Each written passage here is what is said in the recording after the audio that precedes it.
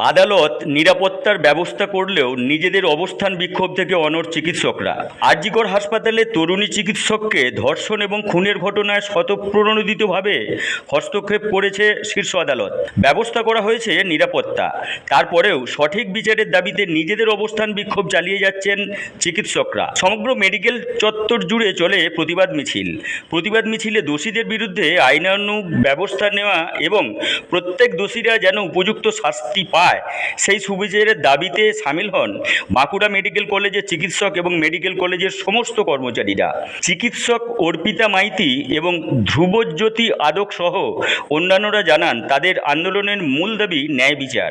উপযুক্ত দোষীদের গ্রেপ্তার করে তাদের উপযুক্ত শাস্তি প্রদান করতে হবে। সাথেই কতদিন দিতে পারবে নিরাপত্তা সেই প্রশ্ন তুলে ধরেছেন আন্দোলনকারী চিকিৎসকরা।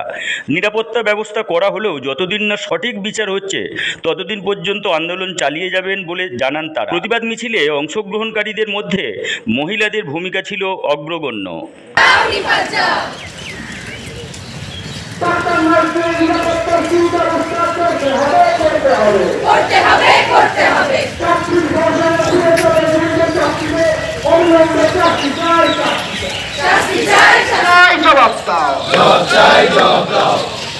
কর্তৃপক্ষ জবাব চাই, জবাব দাও।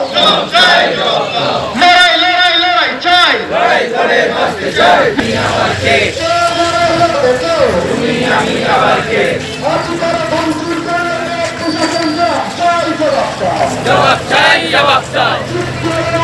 আমাদের এই পুরো আন্দোলনটা শুধু একটা দাবি নিয়েই যে দাঁড়িয়েছিল, ওটা হচ্ছে কি আমরা ন্যায় বিচার, ন্যায় চাই, বিচারটা যেন হয় সেটা আমরা চাই। আমাদের সিকিউরিটিটা মানছি, এটা আমার দরকার, কিন্তু আমরা যেটা আমি প্রত্যেক দিনই বলছি, আমরা শুরুটা দেখতে চাই, মানে শেষটা দেখতে চাই, তার শুরুটা না। আমরা জানি ওরা দেবেন, কত দিন ধরে দেবেন, সব কিছু যেন মানে সব কিছু যেন জুড়ে সব কিছু যেন হতে পারে, শেষ পর্যন্ত দেখতে পারি।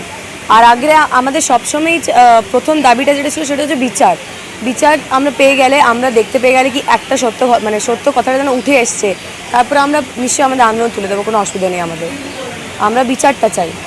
দীর্ঘদিন তো পরিষেবা বন্ধ আছে, এরপরে পেশেন্টদের তো কোথাও একটা সমস্যা হবে না, আমরা বলবো বাঁকুড়া শহর মেডিকেল কলেজে কোনো রকমের কোনো অসুবিধা হচ্ছে না পেশেন্টদের, আমরা চাই না কোনো দিনই হোক।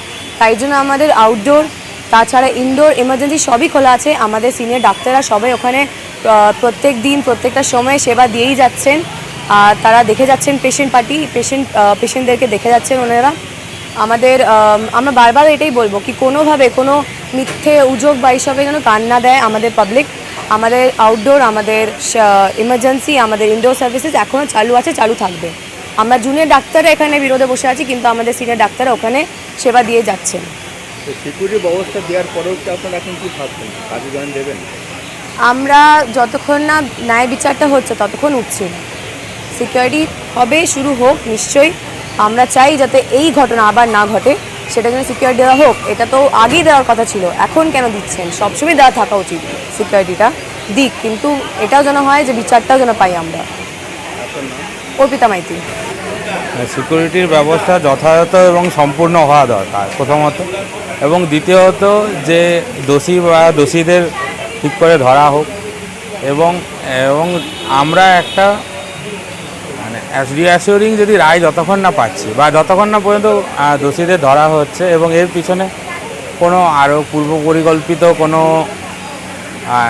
পূর্ব পরিকল্পনা করে এই ঘটনা ঘটানো হয়েছে না, এই ঘটনা সমস্ত কিছু না জানা পর্যন্ত আমরা সিকিউরলি এই আন্দোলন চালিয়ে যেতে বাধ্য হব।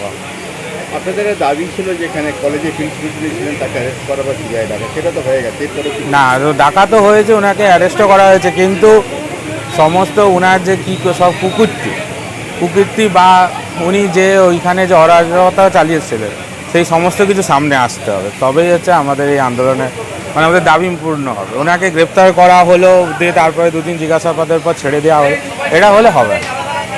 এবং গ্রেপ্তারও ঠিক না, ওনাকে তো জিজ্ঞাসাবাদের জন্য নেওয়া হচ্ছে।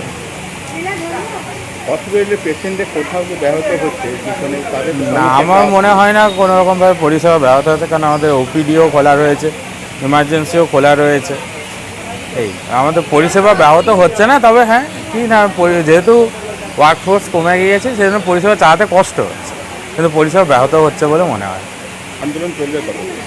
আন্দোলন এখনও চলবে, আমাদের আলাপ আলোচনা শোন, এবং আমাদের যতক্ষণ না দাবি পূর্ণ হচ্ছে, সবচেয়ে বড় দাবি হচ্ছে জাস্টিস।